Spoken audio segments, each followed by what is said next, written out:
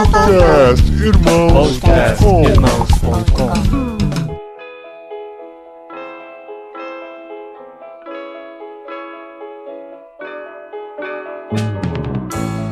Olá, pessoas! Podcastirmãos.com entrando no ar. Eu sou o Paulinho, estou aqui acompanhado novamente por Pedro Angela. Olá, pessoal, boa tarde. Boa tarde.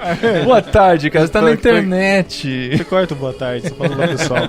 Boa tarde pro pessoal que tá Simval Júnior de novo aqui com a gente, do Expresso Ação. Oi, pessoal. E hoje eu tenho a honra de realizar um sonho, que é de conversar com Jaime e Judith Kemp, que já nos acompanharam tantas vezes na nossa infância, adolescência, nos livros que lemos, nas músicas que ouvimos através de Vencedores por Cristo e nas fitas que assistíamos na igreja sobre namoro, noivado e casamento.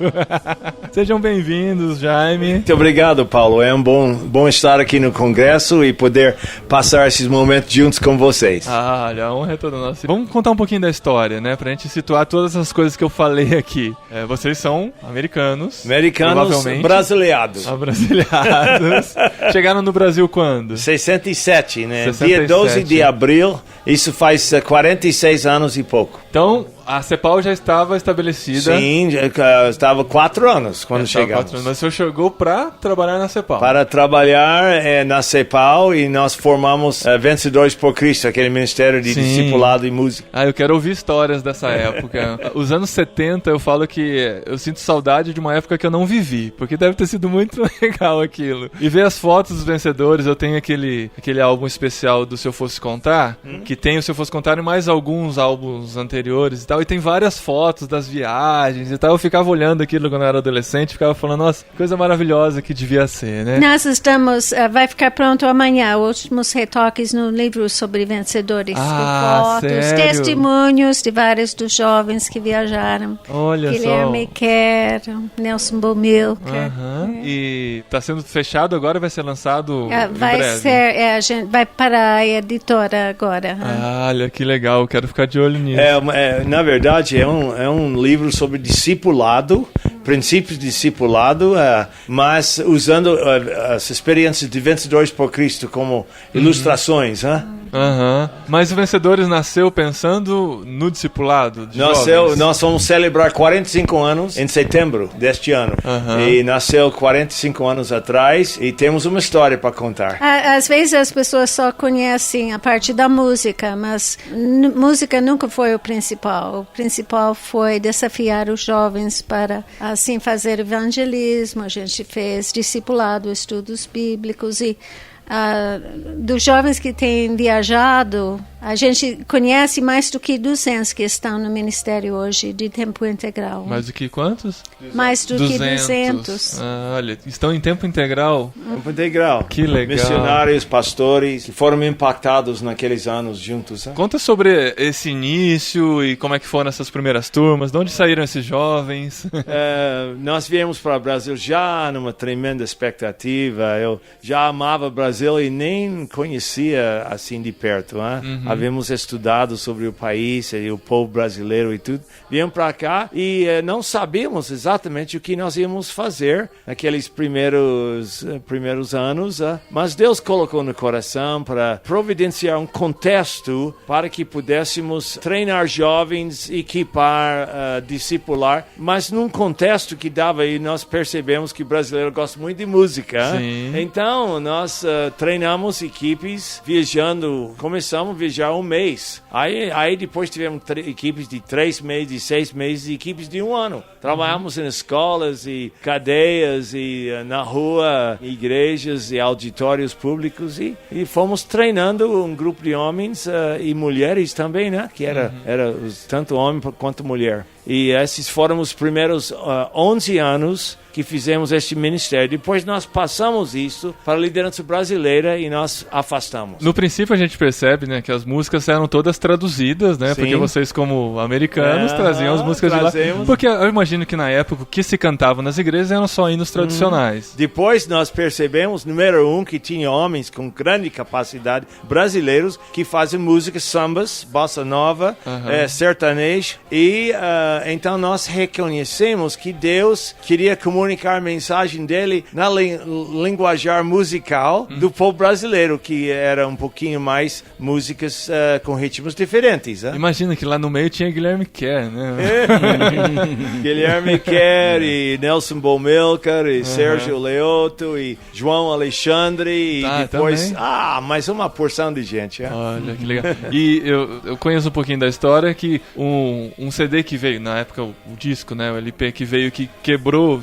teve esse rompimento assim com a cultura americana e mostrou nós somos brasileiros, foi o De Vento em Popa. De Vento em Popa. Que com certeza na época causou muito escândalo na igreja. Escândalo.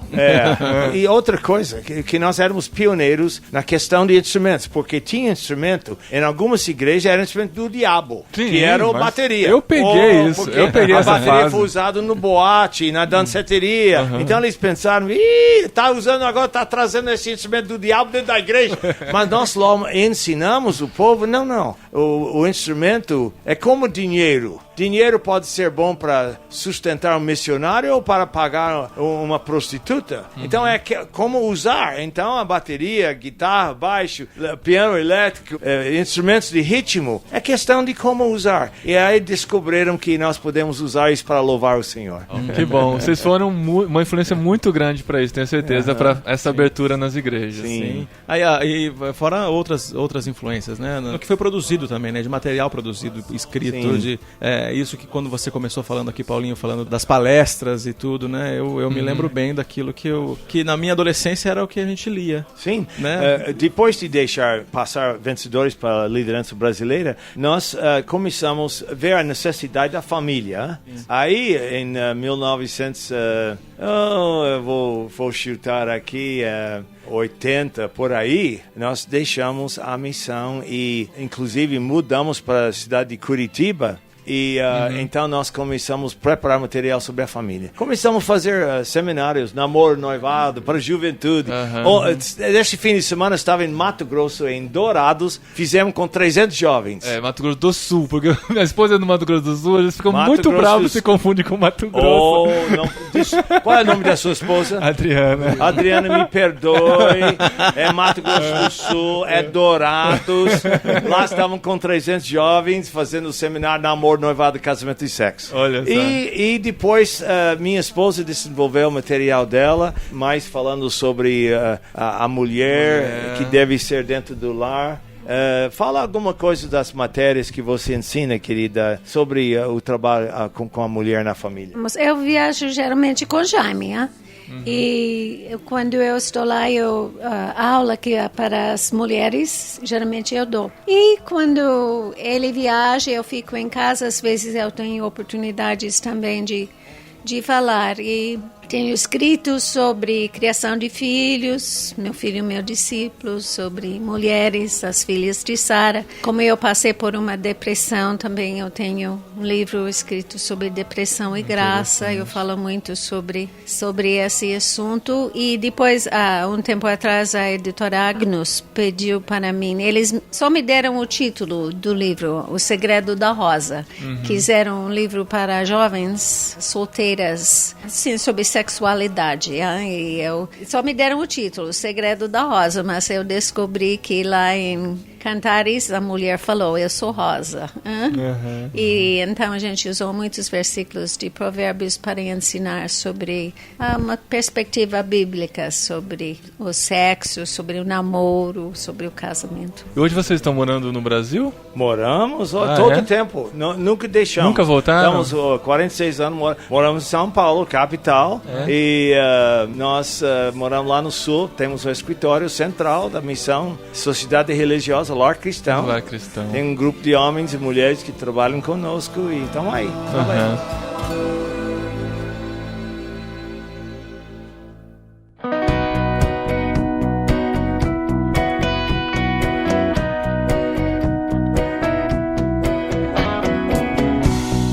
Então, vocês dois têm trabalhado muito com família hoje, né? Escrito muitos textos e tal. Muitos maridos, esposos e filhos, e noras e sogras. A família tá grande. E qual que é o diagnóstico que o senhor faz? Hoje a gente vê a situação da família, mesmo dentro da igreja, porque antigamente a gente olhava pra fora e via, olha como é que tá o mundo, né? Sim. Agora a gente olha pra dentro da igreja e vê essa situação. Por que o senhor enxerga que estamos chegando nesse ponto até dentro da igreja? Qual o diagnóstico que o senhor consegue fazer? Olha, realmente a família está sendo bombardeada como nunca, especialmente pela mídia. Quando eu falo em mídia, estou naturalmente televisão, rádio, jornais, revistas, mas também agora internet e os sites sociais e também os perigos, porque a pornografia corre quase livre na internet, então tem muito perigo, tanto nos nossos seminários com pais, nós orientamos os pais, olha, filho não pode ter computador no quarto dele, e eu até estou questionando se devemos deixar televisão no quarto deles. Pode ser usado, mas é um instrumento que tem que ficar olhando. Agora o celular também, né? A internet agora não tem mais. Sim, e não tem mais limite. iPhone que muitos até jovens. Olha, eu fico abismado de ver o número de jovens que estão, crianças, 8, 10 anos de idade na escola, todo mundo com celular. Sim. E isso tem bombardeado a família. Tem coisas boas sobre o uso do celular e tudo mais. E também na internet. Mas tem muito perigo lá. Sim, não tem Então, dúvida. a família tem mudado. Por exemplo, eu poderia voltar para trás um pouquinho e dizer, no primeiro parte do século XX, Brasil era um país rural. Eu não sei se os brasileiros já pararam para pensar nisto.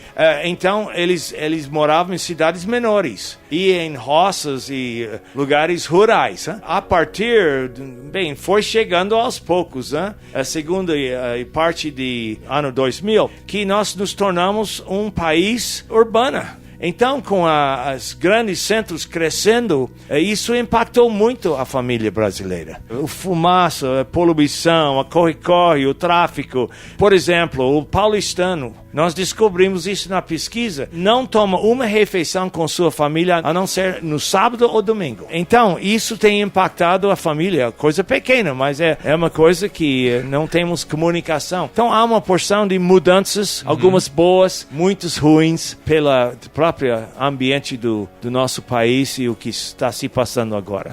Isso é interessante. Eu sou casado há 18 anos e a Adriana e eu, antes de nos casar, a gente, o meu pai é pastor, e nós lemos com ele um dos seus livros, né? Isso fazia parte do procedimento que meu pai adotou para cuidar. O curso de noivos da Para família. adotou para cada um. Na verdade, era a leitura do livro, não era um curso, né? Mas era a leitura do livro. Não, mas era o curso de noivos que seu pai fazia. Isso, era o jeito, exatamente, era o jeito que ele cuidava dos... Antes de dizer sim, né? Isso, exatamente, é esse livro.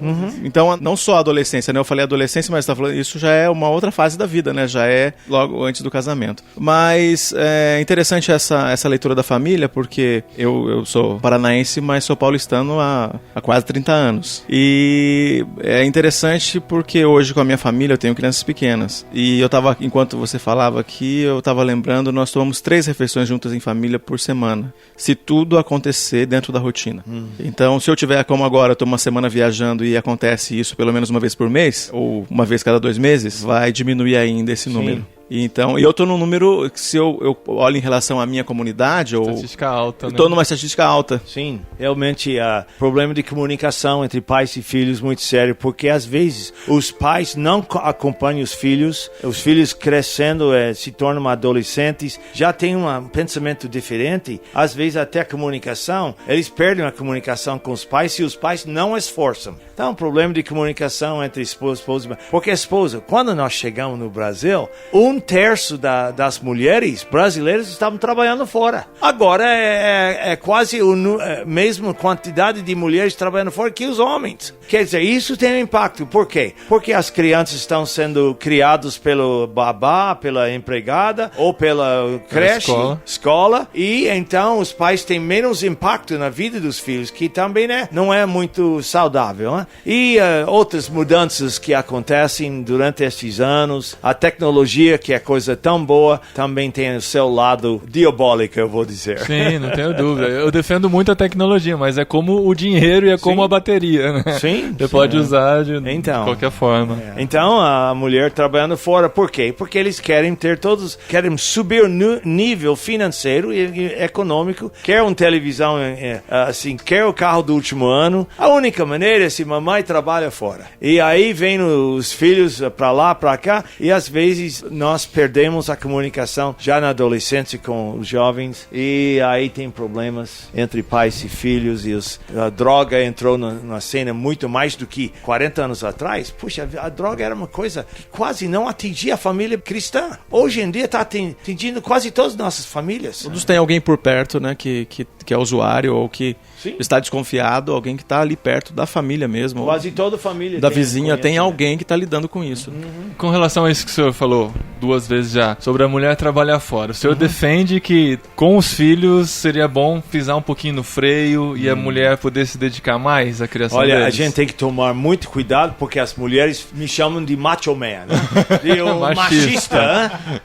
Então, é o seguinte, eu não tenho problema na mulher trabalhar fora, inclusive a situação econômica, às vezes o homem não consegue sustentar decentemente a sua família com um salário. Então, em muitos casos, a mulher tem que trabalhar para ajudar o marido. Agora, tem muitos casos em que a mulher quer subir, quer dizer, os dois querem subir o nível financeiro e ela vai trabalhar fora. Isso tem prejuízo para os filhos. Agora, eu sempre estou defendendo a mulher seguindo carreira. Porém, os primeiros 6 anos na vida de um filho são os anos de desenvolvimento de personalidade e temperamento. Eu bato na tecla que a mãe precisa, pelo menos meio-dia, precisa estar com esses filhos pequenos. Porque se é babá, se é creche... Olha, na nossa rua, perto do escritório, lá no sul da cidade de São Paulo, nós temos, não agora, mas tinha um creche. E olha, eu descia lá, indo para o serviço, 7h15, 7h30. Eu vi as mamães parando lá com seu carro, deixando um menino lá, menino de 2, 3 anos. E o pessoal pegava, ela ficava o dia inteiro lá, pegava a criança 6 horas da tarde. Aí isso, naturalmente, mexeu com o meu coração, porque eu sei da importância de ter. Mas acontece, e nos grandes centros urbanos, mais do que no interior, onde a vida é mais simples. Né? Então, acho que a questão é porque a gente está vivendo essa fase também, né? A minha esposa decidiu abandonar a carreira, pelo menos suspender a carreira por um tempo para criar nossos filhos, porque ela realmente julga isso muito importante. Nós julgamos esses primeiros anos. Você casou com uma mulher de Deus, né? Verdade, é verdade. E Deus transformou, eu queria que ela estivesse aqui, mas Deus transformou muito isso no coração dela, porque o sonho dela era ser grande dentro de alguma empresa e ser uma Quem pessoa... sabe mais tarde ainda vai. Mas há estágios. Nós falamos que tem pelo menos 7 épocas ou estágios ou fases na vida conjugal, do momento de casamento até o momento de morrer. Então, há fases diferentes. Quando os filhos estão fora do ninho, ou mesmo já adolescentes, quem sabe a mulher pode trabalhar mais. Hein? Mas esses primeiros anos na vida do filho, Judite, minha querida esposa, olha, ela discipulou nossas filhas, e eu acho que o impacto que ela fez na vida delas, nós estamos vendo o fruto disso hoje. É complicado isso, eu chego a ser polêmico às vezes nisso também, mas eu não sei se eu deveria falar isso.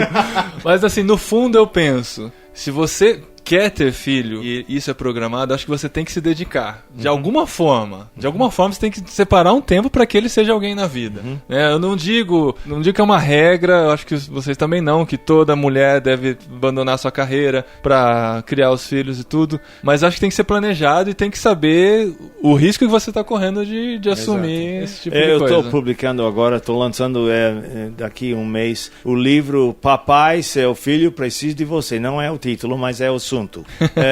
Gostei do título, gostei. Papai, Seu Filho Precisa de Você, da editora Graça. Essa é uma editora do R.R. Soares, mas é um livro bem bíblico. Eu gostei do mais. Eu gostei do mais. Em que eu mostro a importância da presença do pai na vida do filho, especialmente o filho adolescente. Olha, ele não pode, 14 anos de idade, sem pai, não é possível. E tem tantas famílias que o pai já abandonou o lar e já tem outra família e o filho é criado pela mulher. Graças a Deus pelas nossas mães. Mas Deus criou o papai para realmente ter a sua função dentro do lar. Então, sem dúvida nenhuma. Não, o fato da mulher, da minha esposa, tô usando meu exemplo, mas ela abandonar sua carreira por um tempo para se dedicar aos filhos não quer dizer que eu não tenho mais responsabilidade. Não, você tem uma grande responsabilidade. Sim. Só a sua imagem dentro do lar, seu sorriso, abraço, a palavra querida, você é especial. Olha, essas coisas o pai tem que estar. Então é importante.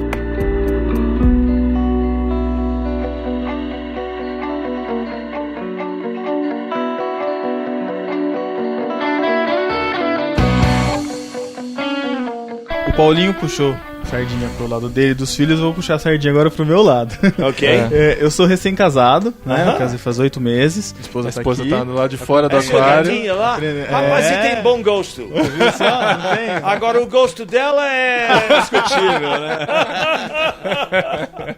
Não, mas é 8 meses casado. 8 Parabéns, meses, viu? completamos ontem. E hoje, com a minha realidade, com as pessoas com quem eu me envolvo, existem muitos namorados ou muitos solteiros e que pensam muito antes de casar, no sentido de eu quero ter a minha estabilidade financeira, eu quero ter a minha casa, eu quero ter o meu carro, para daí casar. Ou que casam e às vezes o relacionamento às vezes pode não ser muito interessante por conta do amadurecimento das pessoas, né? Então, como você vê assim, como deveria ser o relacionamento, como deveria acontecer o casamento dentro dessa realidade qual que a gente momento vive de hoje? casar, né? Exatamente. Ok, agora, naturalmente, a juventude pergunta, Jaime, quanto tempo eu preciso namorar? Claro que isso é relativo. Se você tem 16, 18 anos, então você vai precisar de um namoro, quem sabe 2, 3, 4 anos. A nossa filha, Melinda, namorou Paulo por 6 anos antes de casar. Por quê? Porque eu falei para eles, não vão casar com dívida. E eu vou dizer uma coisa, os casais hoje em dia estão endividados e vem a pressão. Satanás usa isso na vida da família. Então, se você tem 22, 23, 24 anos, que Judite e eu estava com 25 anos e ela com 21 quando nós casamos. Já tinha mais maturidade, etc. Então, talvez o namoro menos. Hein? De qualquer jeito, gostei do que você falou. Eles estão casando às vezes e têm dívida e não têm a maturidade de lidar debaixo do mesmo teto. Hein? Tanto que aqui no Brasil, quase 40% da população que pode casar está separado, desquitado, divorciado. Isso quer dizer o quê? 40% não sabia viver debaixo do mesmo teto. Então, nós temos que treinar. Ao mesmo tempo, ele perguntou sobre os casais que estão sempre esperando. Vou primeiro ter carreira, vou primeiro viajar. Os casais mesmo recém-casados, não queremos filhos logo. E esse pode ser uma boa ideia em alguns sentidos, mas o que eu tenho visto acontecendo é que muitas vezes chegam até um ponto da carreira que é difícil depois voltar a pensar em ficar em casa criando filhos, porque é ou subir mais ou abandonar tudo. Tem vezes que a mulher, especialmente, tem que escolher entre família e carreira, e muitas vezes as mulheres estão ficando com a carreira, que o casamento não querem mais saber de criar os próprios filhos, e esse também não é muito saudável. Em relação a isso também, nossa pesquisa consta que 52% dos jovens criados em nossa igreja evangélica, estou falando lá de gente lá fora, 52% já têm tido relação sexual ou são ativos sexualmente. Quer dizer, às vezes isso acontece porque eles estão esperando. Vamos arrumar nossa vida financeira, vamos terminar a faculdade. É excelente as decisões, mas também vem em cima o diabo aproveitando para tentar e cair numa coisa que depois ele vai usar contra no casamento. Então, eu diria que tem os prós e contras essa questão de esperar. É a sabedoria, né? Que tem que ter. Sempre desafio os jovens casais dos quais eu faço casamento a terem um alvo. Que seja daqui 2 anos, daqui 3 anos, mas tem um dia que o casamento está marcado. Porque é esse tempo que vai fazer eles fazer o planejamento, é o fim de um prazo definido e programado. Mas uma outra coisa que eu acho que era interessante a gente continuar a conversa, é que a Judite mencionou sobre casamento e sobre os filhos, né, dentro do casamento também.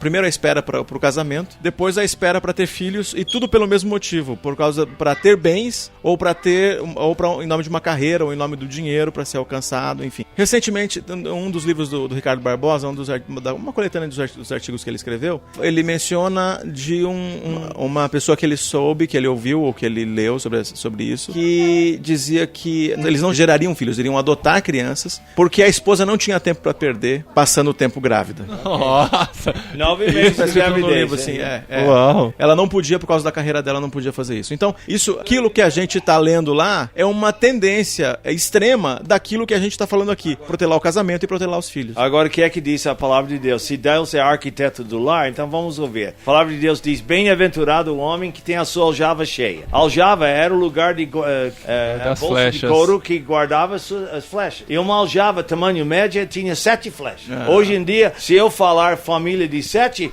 o pessoal cai em cima de mim. Jaime, que é isso? No máximo 2. Queremos um casal. Ok, eu não estou contra isso, mas eu realmente estou vendo exatamente o que você está falando, que há pessoal que não quer ter filho, por quê? Quer viajar, quer seguir carreira, quer ter uma casa bonita, 2 carros na garagem, etc. Isso não é necessariamente errado, mas estão perdendo a benção de ter filhos. Porque, sabe, eu sempre falo que filhos precisam de papai e mamãe, mas eu vou dizer uma coisa, pais precisam de filhos também. Olha, isso é uma palavra interessante. É. Porque a gente vê cada vez mais casais que não estão planejando mais ter filhos, ou que casam, ou deixam muito pra frente, ou decidem não ter. Sim. Chega um ponto que a mulher não pode ter mais filhos. E é provado que uma mulher com mais idade tem mais dificuldade de ter um filho, é a possibilidade de mais complicações do que quando ela está com 20, 22, 23, 25 anos. E se espera até 40 anos, já está correndo o risco de não poder nem ter filho. Uma coisa que eu não me lembro de quem eu ouvi, mas eu tenho repetido e ampliado até a discussão aí. Eu cuido de um grupo de casais jovens e agora eles estão todos, a maioria deles eu fiz o casamento deles e estão todos na fase de ter filhos. Então os filhos estão pequenininhos ou estão grávidos e assim por diante do nosso grupo. Mas uma coisa que eu ouvi e tenho repetido e ampliado essa discussão sempre é que é muito egoísta um casal decidir que se casa e decidir logo depois que não terá filhos. E nós temos encontrado alguns casais que têm falado isso. Na nossa caminhada, ninguém está no meu grupo assim, mas na nossa caminhada a gente tem encontrado casais que têm dito isso. Então o motivo egoísta sempre que tem a ver, necessariamente, com os bens desse mundo. Mas se são egoístas assim, melhor não ter filhos. É verdade. É verdade. É verdade. E eu estou falando também para os jovens, ninguém está forçando você a se casar, mas se vai casar, tem que colocar o casamento como prioridade. Não dá para casar e pensar que é uma coisa a mais assim que vai adicionar à carreira. Tem que dar prioridade para o cônjuge. E outra coisa é que, entre outras filosofias que estão bombardeando a família, a filosofia de hedonismo, que é prazer é o ponto principal. Então nós vamos casar, não queremos filho porque filho dá serviço. Dá problema? Claro que dá. Agora, é bênção também. Não, nós queremos viajar para a Europa, queremos para os Estados Unidos, como é que vamos ter filhos? E eu estou seguindo carreira, meu marido está seguindo carreira, então nós não vamos ter filhos. Eles vão perder uma tremenda bênção que Deus havia preparado para eles. Pois é, agora eu posso dizer isso com propriedade. Você tem um gatão lá lindo. E outro no carrinho lá ainda. Outro no carrinho. Tô colecionando. Cada encontro você Paulo vem com um novo. Ok, aí vai chegar no 7. 12 para fazer uma dúzia. Não, vou encher o Java. Ok, com 7. Não, mas a bênção é demais. Tá bom. Aquela coisa que o pessoal fala que você só vai entender quando você tiver é muito verdade, né? Não tem como você explicar o que é ser pai. E mãe, tenho certeza que também não.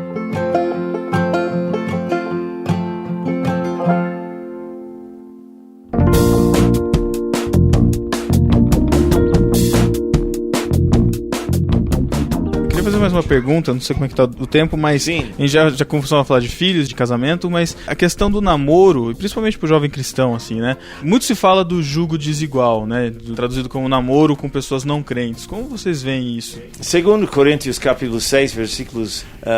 capítulo 6 de 2 Coríntios, Paulo fala sobre relacionamentos interpessoais. E o relacionamento mais íntimo na face da terra, que não seja o meu relacionamento com Deus, é o relacionamento entre homem e mulher. Agora, Paulo disse, é importante ouvir e saber que é bom você não colocar seu pescoço na mesma canga. Isso é desigual. Isso é você estar casando com uma pessoa que não tem Jesus como Senhor e Salvador. Nós encorajamos os jovens a procurar um menino ou menina que tem a mesma fé, porque temos visto o prejuízo dentro do casamento depois. Então, e a palavra de Deus é um princípio da palavra. Né? Não vos ponhais em julgo desigual com o incrédulo. Né? Então, esse seria um julgo desigual. Então, nós aceitamos a palavra nesse sentido e encorajamos a juventude a tomar a decisão de casar só com uma pessoa que tem Jesus como Senhor e Salvador da vida. Geralmente, sobre o julgo desigual, a gente tem um errado ponto de partida, né? De pensar que nós, cristãos, somos os únicos que estamos falando disso. Né? E os budistas falam isso também. É claro. Os muçulmanos falam isso também. Sim. E outras religiões também têm falado isso. Mesmo não com a base bíblica. Não com a base bíblica, mas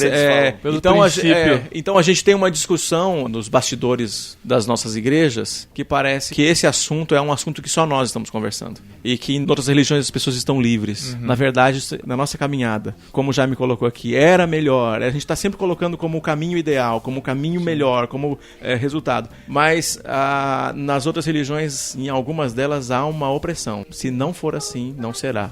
Então, nós estamos colocando como liberdade de escolha, porque todo mundo tem. Mas a gente ainda sofre porque nós estamos falando da Bíblia, né? Esse é um desafio. Antigamente eu morava em Curitiba e eu usava ilustração até no meu livro Eu Amo Você, que vamos imaginar que eu chego e falo para a juventude, para qualquer um, olha, o voo para Curitiba, São Paulo, Curitiba, naquela época eu usava VASP, que não existe mais, a pesquisa mostra que 1 em 10 voos estão caindo. Então, será que eu vou continuar pegando voo VASP? Estou imaginando, é claro, não. E agora, por quê? Porque a pesquisa mostra que 1 casamento em 10 casamentos mistos não dão certo e acabam em divórcio. Então, não, Jaime, eles falam, não, mas tem mais possibilidade de eu pegar um voo que não vai cair. Sim, mas está correndo risco. E além disso, você está desobedecendo o Senhor. Então, nós procuramos comunicar para a juventude a bênção. E olha, uma coisa que eu preciso falar. Tem muitos jovens que se diz crentes das nossas igrejas, mas também são safados. Desculpa a expressão. Isso, mas... É verdade. Não, tem julgo desigual entre crentes também, né? Também, então. Chamados cristãos. Sim, e tal. Se você tem um alvo de vida, né? Se você tem algumas coisas que você já pensou pra sua vida, que aliás você deveria começar por isso, para depois pensar em uma pessoa que vai caminhar a vida com você, aí o julgo desigual entra na conversa, né? E às vezes você pode errar aqui numa escolha questão de prioridades, de afinidades, tá tudo relacionado, sim, né? Há muitas coisas. Paulo só explicitou de um jeito que ficasse mais fácil de entender, talvez.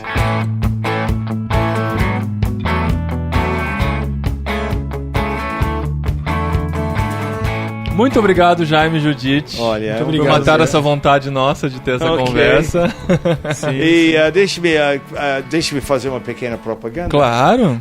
Tem um novo livro que nós lançamos com a Editora Vida chamado As Forças Destruidoras da Família. Aí eu destaco 5 filosofias que estão no meio de nós, que estão impactando a família e que estão criando sérios problemas. Depois nós entramos em Deuteronômio 6 e falamos sobre a importância de amar a Deus de todo o coração, amar a palavra de Deus, instruir, inculcar no coração da criança a palavra, e depois tem uma palavra sobre finanças lá e também sobre transmitir para futuras gerações. Então, esse livro você encontra na livraria A Vida. No site da Editora Vida. Está aqui no Congresso. Forças Destruidoras da Família. Muito bom. Muito obrigado. Agora eu agradeço pessoalmente assim, por tudo que vocês já contribuíram para a realidade cristã, para o cristianismo no Brasil, amém. Tudo que tem feito e pelo que ainda vão fazer, tenho certeza. Muito obrigado. Deus abençoe você. Obrigado.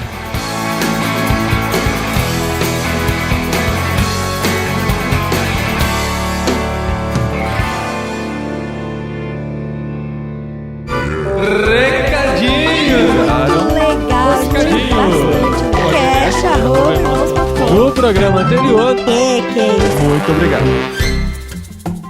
E os recadinhos estão aqui, esposinha. Recadinhos regado a um queijo. Queijinho mineiro, acabei de chegar de Belo Horizonte, que delícia que foi lá, sem esposinha, mas... Ah, lá eu não sei se foi delícia, mas o queijo...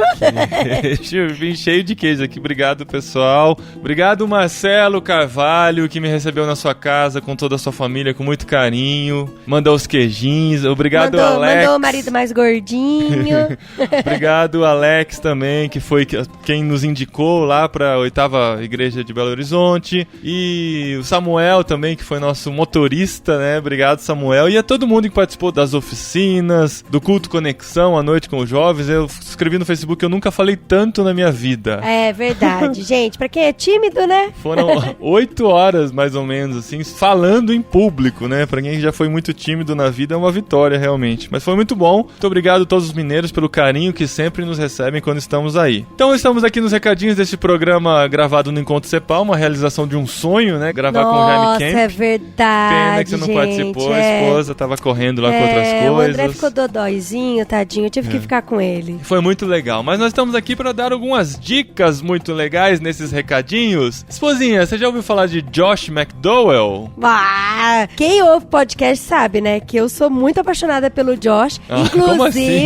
Explica esse negócio. Não, gente, é o seguinte, eu recomendo vocês lerem em todas as etapas da sua vida. Se você tá namorando, procure ler um livro de namoro. Se você vai casar, procure ler um livro de casamento. E na época que eu ia casar com o Paulinho, eu li o livro que transformou minha vida. E é de Josh McDowell, que é o Aprendendo a Amar. E eu já falei umas 50 vezes, eu não sei se isso existe, mas eu já falei muitas vezes aqui. E eu também tenho um livro que marcou minha vida, eu já falei o livro dele lá atrás. O 50 também, papai, você já falou. 50 vezes? É. Não é 50, 50 vezes, né? É. Que é o Evidências que Exigem um Veredito. Muito legal, um calhamaço lá do Josh McDowell. Grande, né? Que ele mostra muitas coisas, muitos acontecimentos históricos legais, assim, que comprovam a existência de muitos fatos bíblicos e tudo mais. Não, mas o mais doido livro dele, assim, também... Não o mais doido, mas um que é de pirar a cabeça, é o Mais Que Carpinteiro, né? Que a ABU usa bastante. Então, mas por que a ABU usa? Por causa que na época, quando ele era estudante, ele foi desafiado a provar que Jesus não existia, né? Ele falava assim, não, Jesus não existe, é tudo besteira. Ah, Jesus não existe, então prova que Jesus não existe. Só que como ele era um cara turrão, ele foi até as últimas consequências pra provar que Jesus não existia, que a Bíblia era um monte de palhaçada. E aí você pode imaginar o que aconteceu, por quê, né? O que aconteceu, né? Se ele escreveu Mais Que Carpinteiro.